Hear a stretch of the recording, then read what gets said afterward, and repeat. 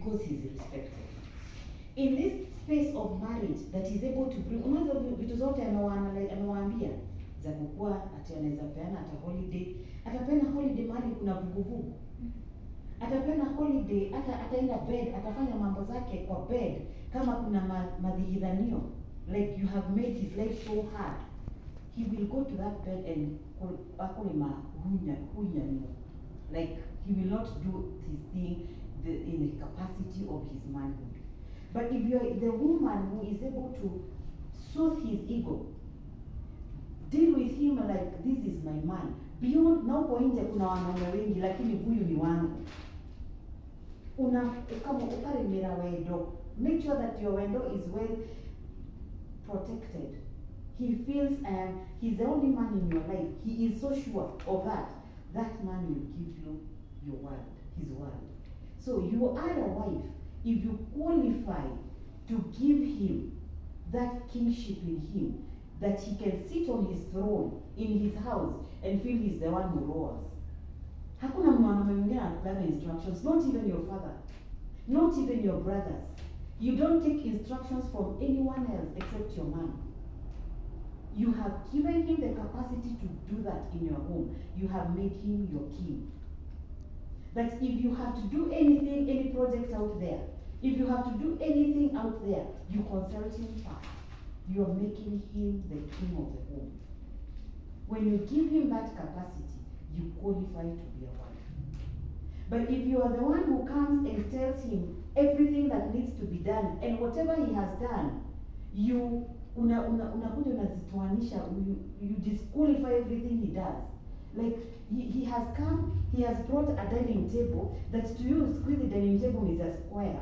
Here ameleta ya oval. And you stand there and start rebuking whatever he has. Sasa hii ni nini? Yaani ungefikiria beyond this. You are not a wife. You are a prayer item. You are not a wife. Yes. You qualify to be a prayer item. Akienda kuomba, wakienda kwa fellowship wasema no ina wako wao. Anataka kuomba kwa hivyo. Akawa need Lord. I have a prayer item. Na ni ile tunasemaga nile yako ikile tena kuziini. It's unspoken. Hizo mahoya za unspoken. Ni wewe unaombewa. Because you don't qualify to be a wife. You don't qualify to be a wife if you cannot serve your man food. Akule na asikia amekula na dhayo. Ukimwekea chakula hali dorea sitishi hore hau nige dhao jirete oke riko. You don't qualify to be a wife. I tell you for sure, these are the hard truths. Do not mistreat your man and expect him to give you love. No wonder the Bible starts by saying, submit to your husband. They will love you back. The Bible was not, no, it's not like that. It's a type of error. At a high gas and the man love your wife, let her submit to you. It's the Bible. Why don't you just tutafute sahani, eka chakula, serve your man, umilatu lele, idawanga nia ishi hiyo. Now we sit there with him and eat. Me, we have a policy at home. If my husband is coming, you look at it the way you want to look at it. But for us, so that me, I am happy. If my husband is coming home, onoka na akeda, dererioka. Even if I'm hungry like how, I will put my food in my plate when my husband sits on that dining table. Toye nake. It is ni maudu barameta ko okobo. Ni maudu lionataya dago ku cultivate. You don't want to be there some peace in your home. I eat when he comes. And it's a choice. You can choose to be eating even when you are hungry, but when he comes, sit down with him. Give him company. Maybe you have other responsibilities you want to tackle, fine. But when he comes and you have served him, let there be some warmth. Do it with love. Si ni mume wako? Ama utafanyia nani? Utakaanga chini kukula na nani? For you to be a wife, that is the first step of a wife. The second one is physical affection. You are not a house girl cannot be a wife. but anaweza fanya mambo kwa nyumba zile zinafanyangwa na huyo mwanamke wa nyumba. For him to say that he has a wife, I have to be the one to give him the physical affection. Let me touch him. You all know love language yenu. My husband love language yake ni kumshika. He's driving gari and I put my hand around his neck and I'm just massaging his head here. Hiyo gari ataipeleka tu poa.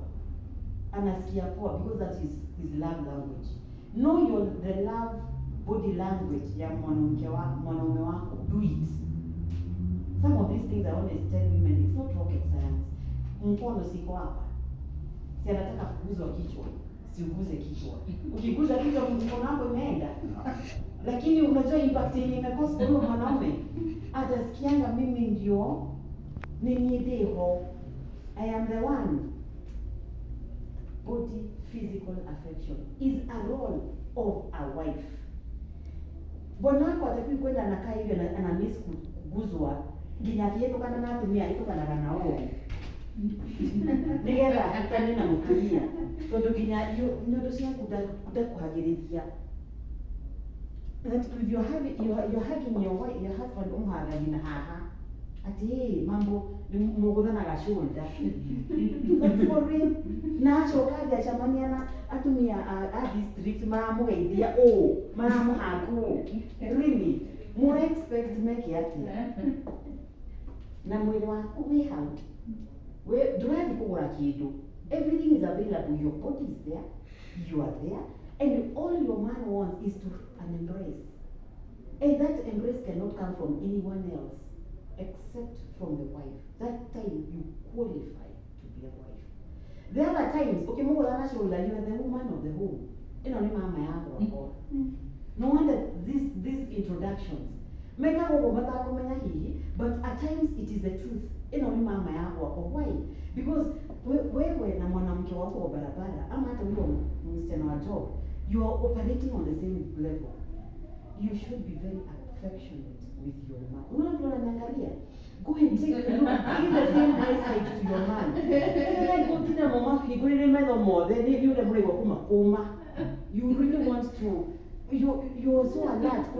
Kumushokeria. Mtanyaji uraje kwaenda kujogete mushokeria. Always give your husband a look of respect. Dora. Uri ogedi kurora mutugateri. Mutugateri ni mukurwagira maido. Kanona your boss. Will you call your boss Milo? No. You look at your boss with a lot of respect. Akikuongelesha, you even so humble. The things we do to our bosses and the things we do to our pastors, why can't we convert those things and do them even to our husbands? When he comes to the house, welcome him. Stop whatever it is you're doing in the kitchen. Walk to the door. Let him feel there is a woman in the house. Go and hey, you have come. Eye contact. The embrace, it should be from the front. Stop embracing your husband with a shoulder. And then you go complaining out there, hey, oh, na da, don't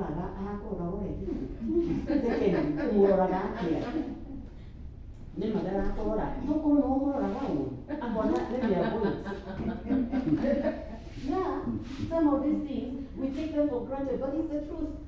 How do you look at your man when he looks at you? Why don't you give them that, the look, yeah, wedo. Hey, you have come, man. Karibu, how was your day? Those things, how long will it take? Is it an hour? I had with you. You have good, karibu nyumbani. No shopping for the here. What is the But I get again. I got the sitting room. I got the room. I got the bedroom. I got the there. What an touching. Physical affection, very, very important. Your husband, for you to qualify to be a wife, you need to respect him. Respect your man. I know let everybody know that talk everything good about your man. Everything. On a moon, on a hana. Respect your man. In front of you and your mother. We are very good, especially as women. he undu mami okaga kugeithia kaja ukuria uhoro waku, and she starts kugira tu story to waku. You know the way our moms, they are very good at kugira watu stories. Give your mom the stories that are best of your wife, of your husband, because if there's something you don't want to see in your family, in your husband, don't confess it. This was meant to be my part in short, but it is very key that if you don't want to see your husband hostile, don't confess it to anybody. Dukanareke kanwa gaku karutaka na mutu wakoma ahana kuhura. Don't confess anything you don't want to ever see with your man. Ate darinako karini wabere kuhikiririo. Those things, the devil is always ready. If there's an institution, the devil is atomaka agents agiokera institution zile jini yake iko. So institution yake iko imetudhurukirio na so many enemies. So anything you confess, the devil is so ready to rubber stamp and make sure it works in your family. So when you start confessing, karini wabere kuhikiririo daria nikihikwa diarira kaihikwa kiriki. When those things happen, when you confess it to, and it is what we say, when you confess it, you possess it. Avoid confessing things you don't want to see in your marriage. I'm winding up. Always give space. You become a wife if you're able to give your man space to be himself. Like he wants to idolize, let him idol. It is not a trend. He water, but he wants to watch football. Allow him. Give him his space. He wants to be on WhatsApp, and you are there and you want to have a talk. And maybe you had that talk and you still want to have a talk and he wants to have his space. You qualify to be a wife when you allow him to have his space. Let him breathe. Let him do it. He wants to go to bed and rest, and you want him to shukuma hiyo ina moshuha, ndio nende yenda ya kule moshuha na kenere da rest na wewe da rest. It qualifies you to be a wife if you let him have his space. Okay? Never stop learning your man. He brings so many things every time. He is new, he has something new every day. Learn to learn your man through and through. He tells you this and you say, yeah, so even that one you know. So you can even train me on that. It is a niche. It helps even him to develop himself more. And the last one, for you to qualify to be a wife, you have to be a very good one in the conjugal rights. For you to qualify to be a wife, he will not get this on anywhere else except from his wife. So it qualifies you, the role of a wife. You have to be very good in issues of those ones we talked about them. I don't think I need to talk about conjugal rights anymore. If you want me to talk about that thing in details, call me the other time, the next time when you're doing the final, when you're finishing on, we need to talk about conjugal rights in details. There are things we are missing, girls. So many things. Hatuwezi endelea kuishi maisha hii kama sisi ni malibu. Hivi tukili malibu madideko mwaimebe. These things we need to enjoy them. We need to enjoy these acts. This is where some of us left our homes. We had everything else at our mothers. The only thing that brought us here is this thing. And so we need to really enjoy it. Next time, that is for the next time. And the next thing is that you need to be a helper. Our second role as the wife, after being a wife, you've been a helper. I think we have talked about being a helper. I don't think I want to delve in it anymore, because again, we are out of time. But I need to maybe give my part in short and say that marriage is an institution.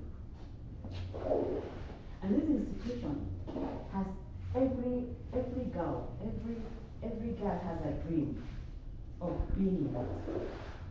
And one thing is for sure, nobody gets into marriage akijua anaenda wapi. Tunaendana tukienda. So when you are there, it is your sole responsibility to make sure that you beautify it. Ni kama you a hole like this, unaambiwa itengeneze. You do not know where to start, you do not know where to end, but you have to make it beautiful. It is your sole responsibility. I have told you what I think I know. For the last 16 years I have been doing this. But it is your own sole responsibility and your own initiative and your own what is it called? Choice. Choose what you want. You want a good marriage? These are some of the things. These are some of the fueling items that will make your marriage very, very, very beautiful. It is a choice to choose. My prayer to you is that may God give you a marriage that you can give someone else. Like you can pass it on to your daughter.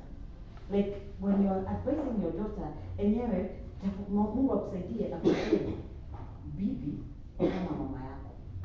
When a man is advising the daughter, Mungu akusaidie akupatie mume kama baba yako.